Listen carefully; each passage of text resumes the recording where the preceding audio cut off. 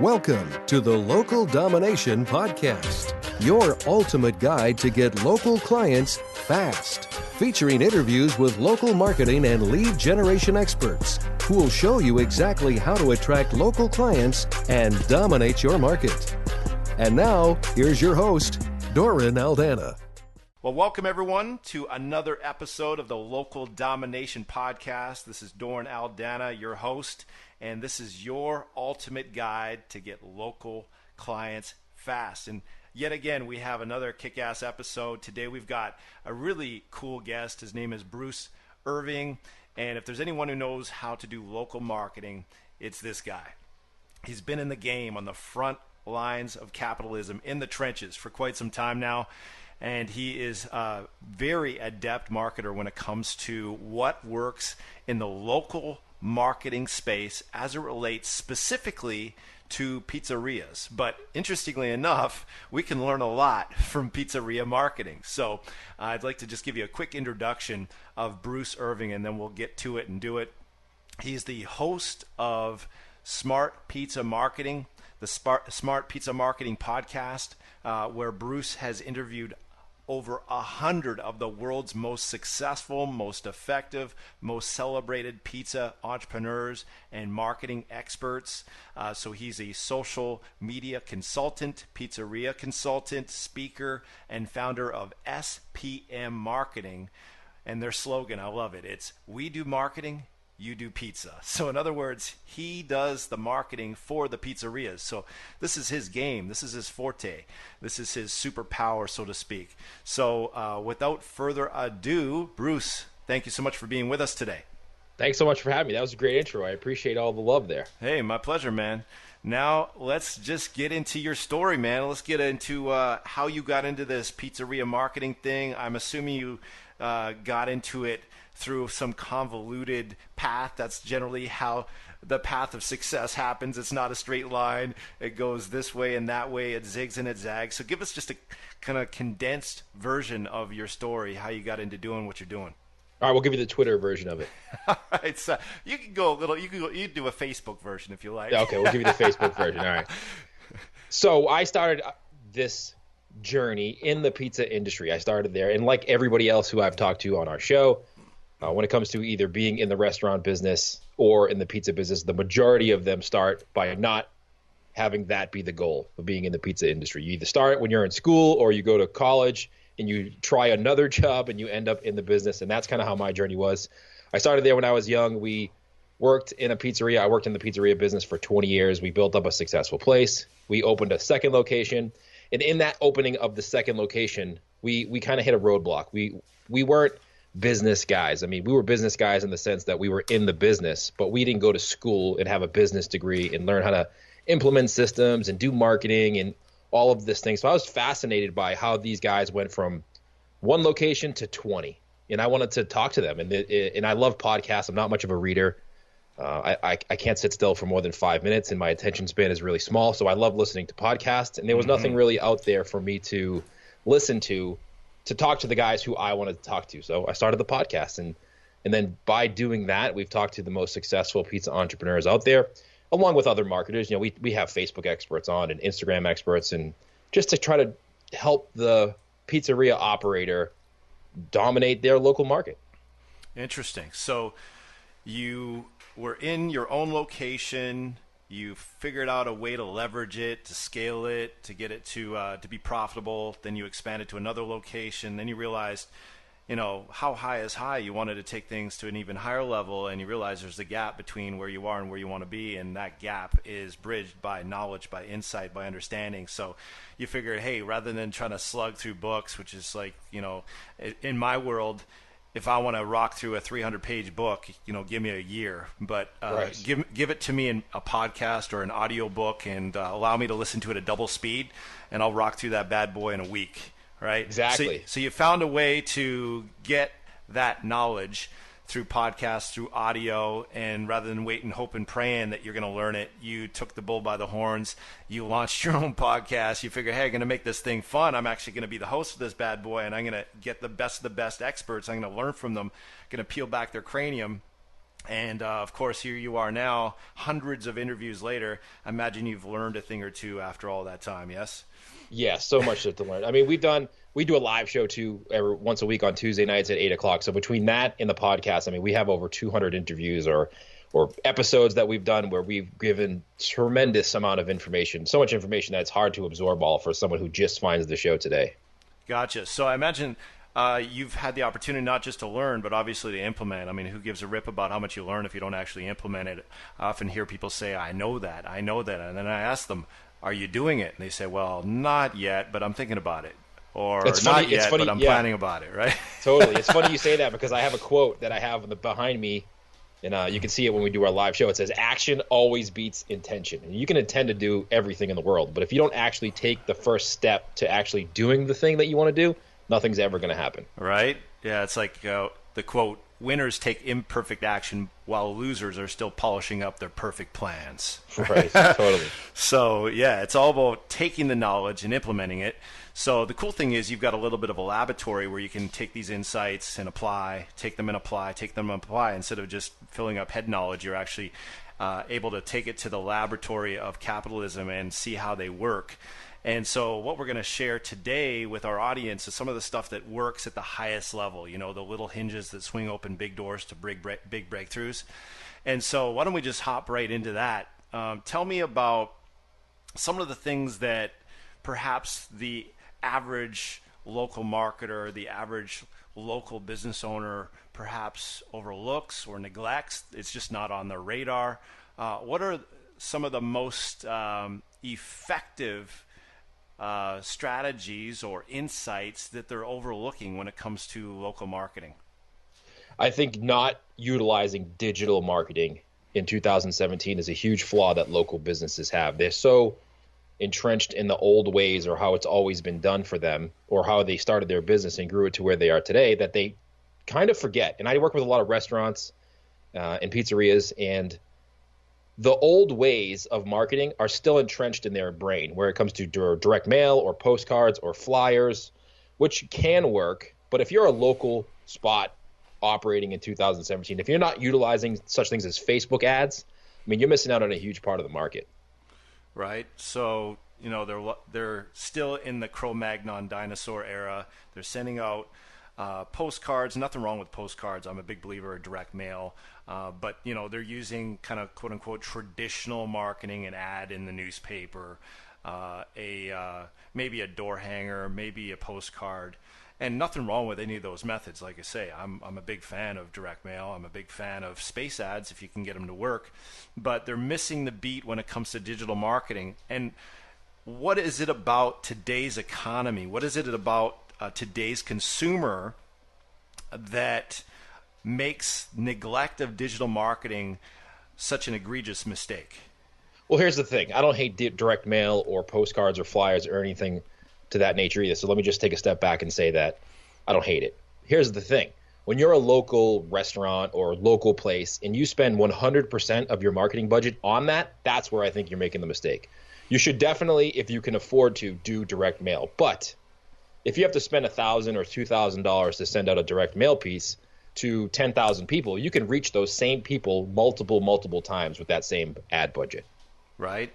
And at the end of the day, it comes down to diversification, right? We want to build stability through diversification, and we want to make every ad dollar accountable for results. And it never ceases to amaze me how many local business owners will just throw yogurt at the fan, hoping something sticks, and won't have a freaking clue what their ROI is. Right. One of the beautiful things about digital marketing is it's so easy to track return on investment. Facebook makes it so easy breezy, lemon squeezy to track your ROI. And pretty much all digital marketing can be tracked scientifically, and certainly direct mail can be tracked scientifically as well. So let's dive deeper into the social media space, because it sounds like that's definitely an area of superpowerness, if I can call it that, an area that you've really honed your skill set in. So what are a couple of your favorite social media tactics that you'd recommend local businesses utilize as they move into diversifying beyond just direct mail?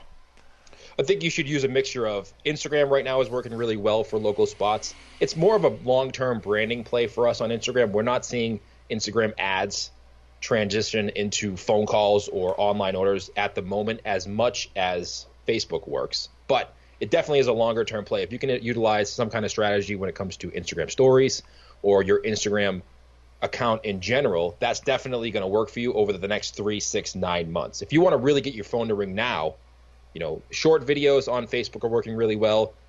Creating offers on Facebook that you can drive people back to your website to order online. It's much easier for us to get someone to go as a restaurant / pizza marketer. It's much easier for us to get someone to go from Facebook to online order than it is to go from Facebook to phone call.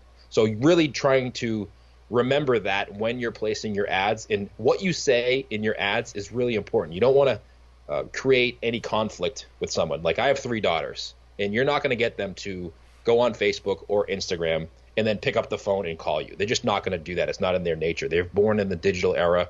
They're so used to consuming information on their phone that to talk on a phone is awkward to them. They'd much rather text you or, message you or whatever they do on there. I'm not even exactly sure, but you have to think about that when you're placing your ads and doing your online and / digital marketing. I think that's something that people make the mistake on. They try to get them to do what they want them to do rather than what the consumer naturally wants to do. Right. And I think that's what I was kind of leading towards previously with my question about what is it about today's economy and today's consumer that makes it such a big mistake in neglecting digital marketing. And I think to answer my own question to some degree, people, especially the millennials, are, as you talked about with your daughter as an example, they're so trained, either consciously or unconsciously, just through their social networks and just through their habitual way of life with smartphones now at their fingertips. They're so trained to get all their answers, in a snap with their phone. Right. And so they're looking for a great restaurant. What do? They look on Yelp. They ask Siri. Siri brings up Yelp. They go on Google. Boom, it's right there. It's real quick. And if we're not showing up there as local business owners, that business is going to our competitors who are. Right. So it's not a matter of if we should do it. It's a matter of not only when, but also how you're positioning yourself. So a big piece of this is positioning so that you become the only logical choice. That's, of course, a big part of what I bring to the table with the testimonial engine, is getting reviews for business owners so that you've got so much social proof. Someone would have to be retarded not to choose you because you've got 3 times, 4 times, 5 times the positive reviews than any of your competitors. It's a no-brainer. But I'm really curious about this Instagram thing. I've never done Instagram myself. I've kind of neglected it or pushed it aside as I put it in the category of Pinterest. That's for other people. That's not Google for my Plus. business. Yeah, Google. It just seems like, everyone's in Facebook. Why would I mess with Instagram? So for a local business owner who is selling this, that, or the other, and they're wanting to get more clients calling them up and get the cash register ringing more often, what's unique about Instagram that would be an advantage to them, and what's the shortest path to the cash to get Instagram to work? Even though you do say it's a longer term play, it's more of a long-term nurture. How do you get that thing to actually get the cash register ringing? Instagram. If you're a visual spot, like a restaurant is very visual, or if you're a clothing store or a jewelry store, those are very visual things. If you could take really high quality photos and put them on your Instagram account and then tag people who are in your area, that's the ability to get attention right there. And then with Instagram, what they're doing with Instagram stories, where you can take, Instagram's always been a place where it was a little bit intimidating for people. If your photo wasn't perfect, or you didn't have a really streamlined account where your brand was really well represented in the feed, you almost felt a little bit intimidated to put pictures on Instagram. With the implementation of Instagram stories, you can put things on Instagram on your story that maybe you wouldn't put in your feed a year ago. And I think that gives the ability to local businesses to show the behind the scenes of what's going on in your business. Maybe it's a way to show what your day-to-day is like, pull back the curtain a little. And that intrigues people. People love those types of accounts where they can see what's going on behind the brand. What's going on in the kitchen. How do you make my pizza? Or what does the delivery driver look like who's going to be coming to my house? You wouldn't put that on your Instagram feed, but that's definitely something you can add to your Instagram story. So for someone like me who's listening, who's like, I just don't like all the minutia of all the social media. There's Facebook, there's Twitter, there's Instagram, there's blogging, there's this, that, and the other. It's just ridiculous. Like, I just want a simple, straightforward, easy to implement marketing strategy that works. Talk to me about simplicity, Dorn. Don't talk to me about all this minutia. How can we kind of simplify the social media? Because, as soon as you start adding 2, 3, 4, 5 different social media things, people just, their eyeballs start rolling in the back of their head and they just switch off. But that's one of the things I love about Hootsuite is you could take the same message, the same idea, the same video, the same whatever, and you can hit all your platforms at once. Now, some people say, don't do that. You need a special content and a special this just for each respective channel. What do you say about that, and how do you streamline things so it's simple so people actually do it? Here's what I tell people to do, because I get emails all the time, and I get emails like this. Bruce, I tried Facebook for my local place, and it didn't work for me. And I say, great. If I come into your restaurant and I start cooking your main dish, it ain't going to come out that great, because that's not what I do. Right. So just because you tried it once and it didn't work doesn't necessarily mean it doesn't work. It just means you don't know how to do it. That being said, what I tell people to do is start with one, figure out how to do that really well. And then once you do that, then you can choose another one. And I always tell people to start with Facebook because it is the biggest network of them all. It does have the best advertising platform, and it's the easiest to use, I believe. I think it's the most intuitive for people to naturally get how to use Facebook once they figure it out. So that's what I tell people. Start with one, and once you do that, add another. And then usually I say Facebook should be number 1, Instagram should be number 2, and then Snapchat for local places is a pretty good one for number 3. I don't think Twitter, if you're one spot in a local area, I don't think Twitter is going to move the needle for you that much right now. Get this. Every day, local prospects are searching for your products or services online, and they're looking for someone they can trust.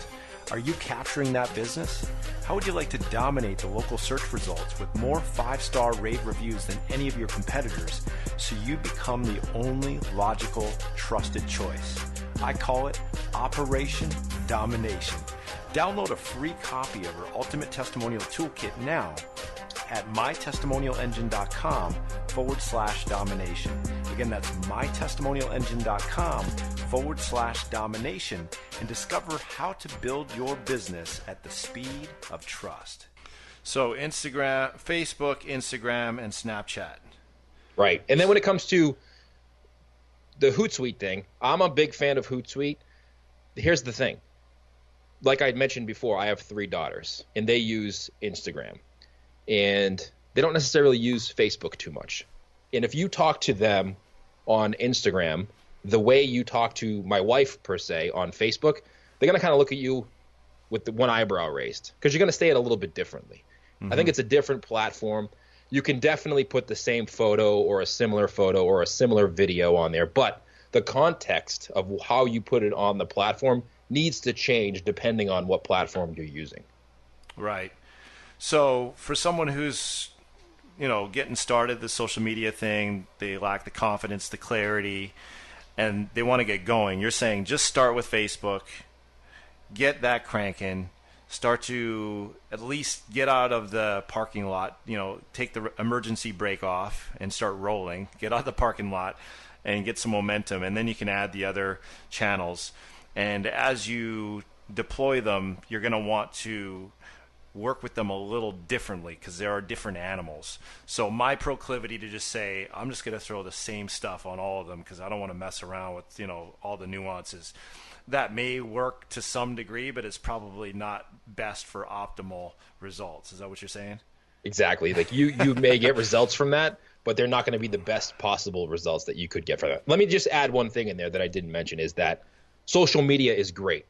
We have a digital agency that we help local businesses with, but I still think that you should be building your email list as much as possible with the use of social media, because this social media is great.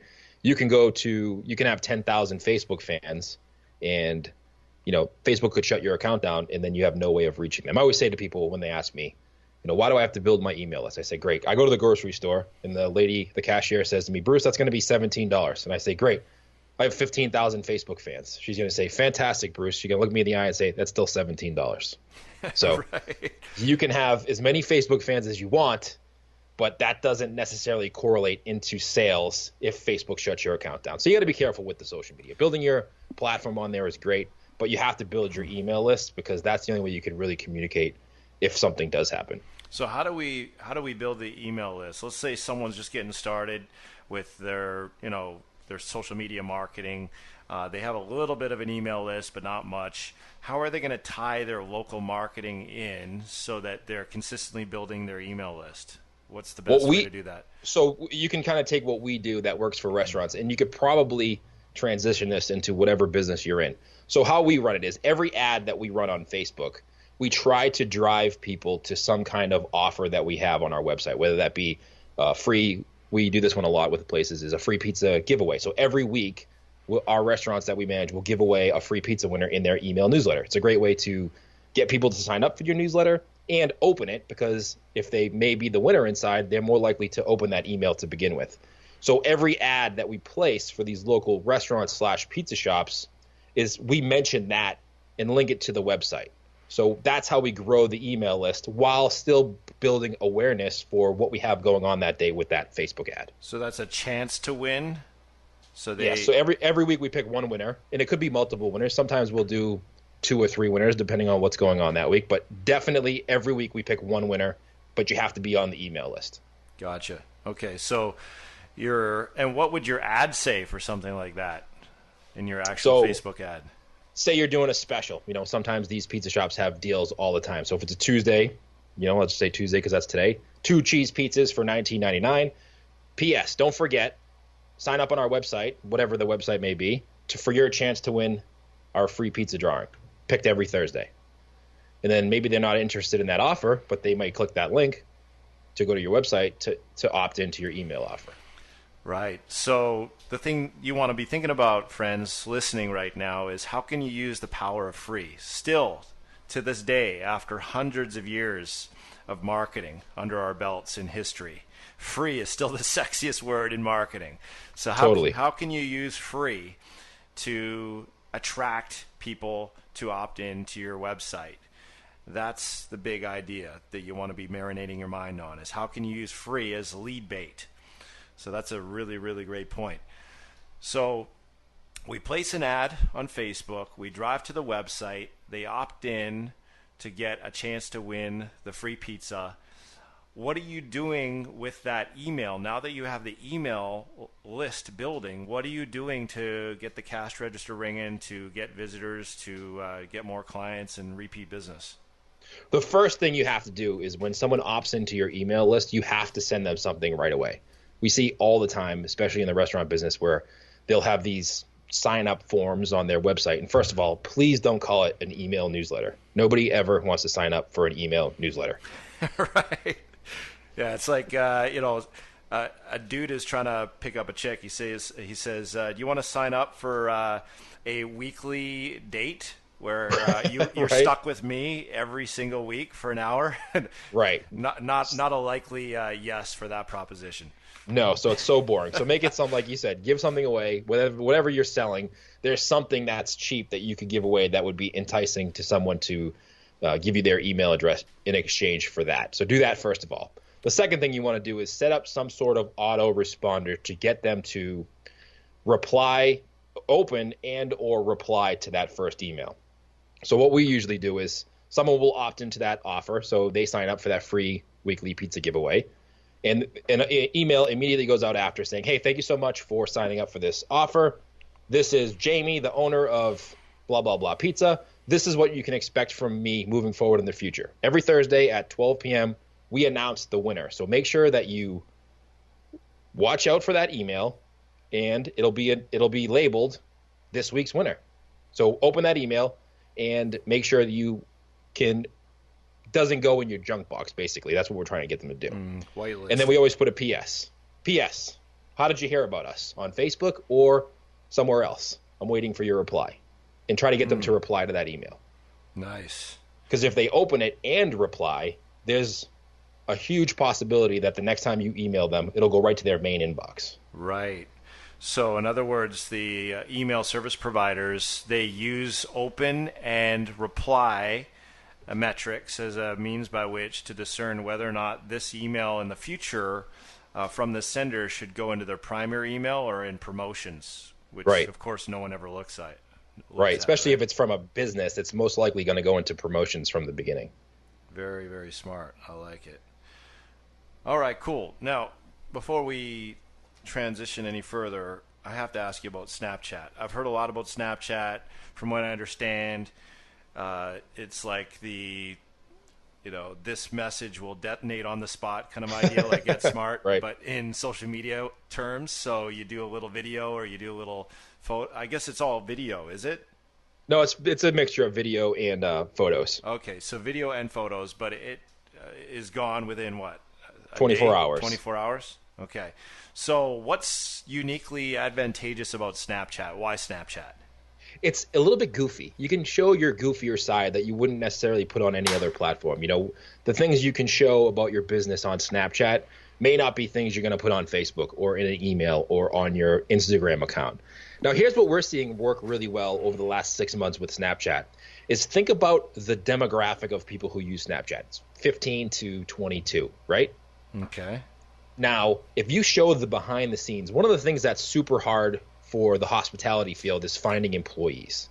And what we're seeing is if you show the behind the scenes of your establishment, what it's like to work there, what you do on a daily basis, how you do what you do, you're reaching the demographic of your future employees. So when you do need help, if you can grow your following with that demographic who's 15 to 22, when you do ask for help, maybe you have a help wanted or you have, whatever that may be, wherever you look for your help, those people who see that advertisement kind of know what it's like to work there. So the people who apply of your establishment, if they follow you on that platform, are much more likely to work out because they know what they're getting into.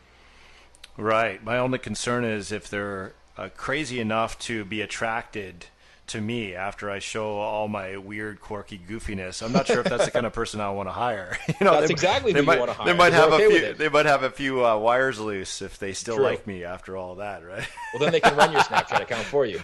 Right. Well, now we're talking. Now I'm all over that like white on rice. You're hired. I don't want to have to mess with it.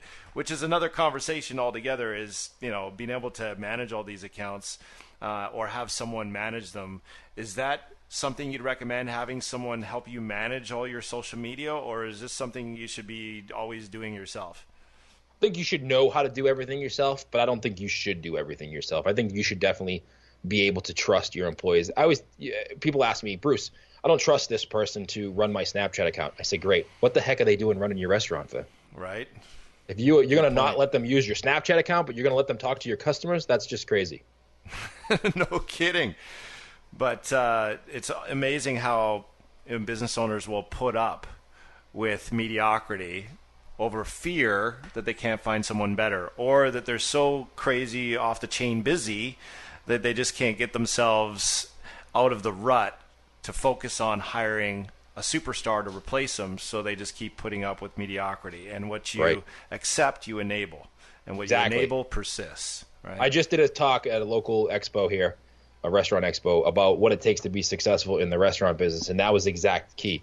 The people who are successful, they don't sweat the small stuff. They don't worry about, listen, they worry about it because it happens to them. They worry about the people not showing up for work or something breaking, but they know that that's part of the business. They know that they need to fire quick and hire slow, because that person that you're afraid to run your Snapchat account isn't going to do any better with your customer than they do with that account, or worse. Bingo. Yeah, my favorite mantra for recruiting and for building teams is superstars only. I will not accept anything less than a superstar. And that one mantra has served me so well. Yeah, it's all about asking the right questions. The other thing that I found out is people, when you ask the same questions, people are trained for interviews nowadays. They go from interview to interview to interview. They know exactly what you're going to ask. And there's certain skills that are trainable, and then there's certain personality traits that aren't, like showing up to work on time, or looking presentable, or having work ethic, or having a great attitude. Those aren't things you can train someone. That's something their parents had to do. Right. But you can train them to make a pizza or make a sandwich or make a dish or wash the floor. Those are trainable skills. So you should never ask those questions in an interview. Right. The questions you want to ask with that in mind is the questions you're posing to references. If you're talking to 3 references, you want to ask them those questions. Were they a superstar? Were they integrous? Did they show up on time? Would you have hired them again? Those are the questions you want to ask the references, but asking them directly, you're going to get BS answers if you get anything at all, right? Right, exactly. You got to throw them off a little bit. Absolutely. So a couple more questions before we wrap up. If there was one strategy, Bruce, if there was one strategy you could use to grow your local business and you had your hands tied, so you're only allowed one, what would it be? Now I'm going to sound like a broken record here, but if I had to run a local business and I could only use one strategy, Facebook ad, maybe I shouldn't say this actually. Maybe I should say something else because everybody's going to start using it and then it's not going to work as good for us. Yeah. I would say, Facebook advertising right now is the number one thing that drives us revenue for our clients at the moment. Interesting. I was thinking before this interview, I was thinking for sure he's going to say getting on the map, the Google map on the 3-pack. Because that, it seems to me when people do a local search, that's kind of the first thing that they see is that map, right? So that was kind of my initial anticipation. I was thinking that's probably what you're going to lean towards. But Facebook, that's interesting. That's obviously something we need to put on our radar as a top priority, make it a front burner priority. Facebook ads. I have a buddy who owns a spa, and he says he's killing it with Facebook ads. So from another local business owner, his own testimony, he would concur with that. Yeah, it's great. I mean, Google's great, but there's a difference. Because people ask me what's the difference between Google ads and Facebook ads, and I say Google is like intent search. When you're going to Google, you're looking for something. Like I have a rash, I'm going to go to Google and look for my ointment for my rash. Right. When you're on Facebook, you can, as a business, target someone and get in front of them when they're on Facebook, not necessarily when they're going to search for something. Yes, you want to be on the map when someone goes to search for that, but wouldn't it be better to hit them before they go to search for it? Mm-hmm. And obviously you want to do both to cast the widest net, right? You want to get the hot for what you gotters who are going on to Google, and in that case you're not creating desire, you're channeling it, and then you also want to cast an even wider net with the Facebook ads and reach people who don't even know you exist, perhaps, and maybe don't even know that they need or want what you've got, and draw them in by grabbing their attention. And in that case, we're kind of creating desire. We're not necessarily channeling it, we're creating it. So 2 different types of prospective buyers, 2 different prospective types of clients, but to have them both working simultaneously is obviously the optimal strategy, because we want to build stability through diversification, not having a one-legged stool, but multiple pillars, just like the Parthenon. Right. I think that Facebook advertising too gives you that. I mean, I used to watch Seinfeld a lot, and there was that one Seinfeld episode where George Costanza was dating a girl, and he left his hat there, and he's like, "Listen, if I can get her to see me 3 or 4 times, she's gonna have my name stuck in her head, and then on that third or fourth time, I really have a shot." Costanza. So that's what Facebook advertising does for you. It gives you that shot in the 3rd or 4th approach when maybe the first time that ad doesn't register with the consumer, but if they see it 3, 4, 5 times, it gives you that know, like, and trust factor over time that, hey, I'm going to go to pizza. Oh, I saw that ad 4 or 5 times on Facebook. Let me give them a call. There you go. Costanza style marketing. It's got Right. a nice ring to it, doesn't it? It does. I think we've coined a new, official, sophisticated, high-level method of marketing. I'm going to write that one Costanza-style down. marketing. So let's say someone is wanting to reach out to you, follow up, learn more about your digital marketing service and what you provide. How would they connect with you? You can shoot me an email, bruce@smartpizzamarketing.com, or just go to smartpizzamarketing.com. You can find Facebook, Instagram, all that stuff there. Awesome. Smartpizzamarketing.com. Love it.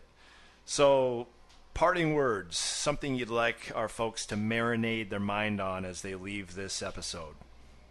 I would tell them to take their headphones out and go do something. Bingo. We don't get paid to think about it. We don't get paid to pray about it. We don't get paid to plan about it. We get paid for execution. We are in the game of execution, my friends. Bruce, it's been awesome. It's been a blast. Learned a ton. Really appreciate you. So on behalf of our audience, thank you very much. Thank you for having me. That was great. So much fun. As well. So with that being said, everyone, that's all for now, my friends. Thanks for joining us for another episode of the Local Domination Podcast, your ultimate guide to get local clients fast. So if tips galore to help you soar is what you adore, know this: we've got more in store. Remember, nothing happens without implementation. So in the meantime, in between time, go forth, engage. It's time for Operation Domination.